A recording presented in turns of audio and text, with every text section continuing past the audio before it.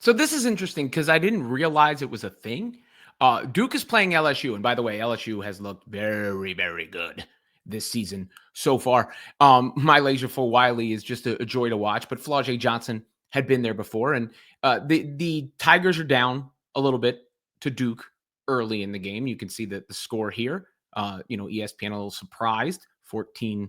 Flau'jae then says updated score after the game. That's because LSU unsurprisingly came back and wound up winning the game. But there was a moment in there where Flau'jae hits a shot, and she hits a shot and has some choice words for Duke coach Kara Lawson, who is the coach of Team USA. I talked about whether there was any concern about Lawson helming Team USA with Duke not doing so well and whatnot. But I didn't realize the background of this story here. So Flau'jae hits the bucket, and you could see her chirping right in Lawson's direction. There's the still frame right there. Had something to say. And it's like, what is that about? Right? Like, I mean, I guess she could do it in any sort of game situation, but there is a little bit of a history there.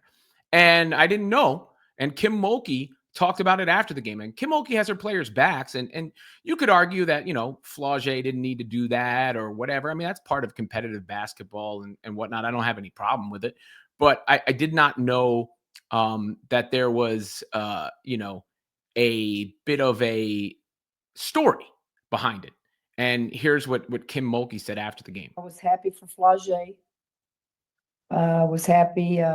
She didn't have a good experience with USA basketball with Kara this summer. And so she's had this date circled around, and you get nervous, right? You get nervous because you think she's going to try to come in here and do too much. And I was proud of how she handled herself. So didn't have a good experience with Kara Lawson at USA basketball. I didn't know the backstory there. I didn't know, that was a real thing.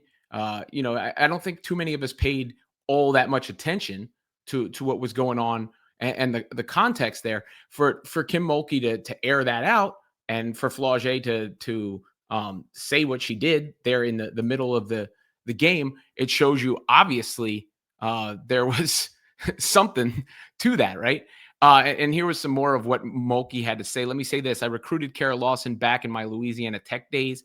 She went and played for Pat Summitt. She's learned the game, and now she's going to be the Olympic coach. She's done a lot of wonderful things in her career. When you become a coach, USA basketball, LSU, Duke, players aren't always going to be happy and content. And Flau'jae lost a lot of confidence this summer playing with USA basketball. And it's my job when she gets back to campus to bring her back to where she can help LSU. I had a conversation with her many times this summer, had one before we came here, and I just winked at her and said, just be you. Do what you do for LSU. Don't make it personal. Don't try to be somebody you're not.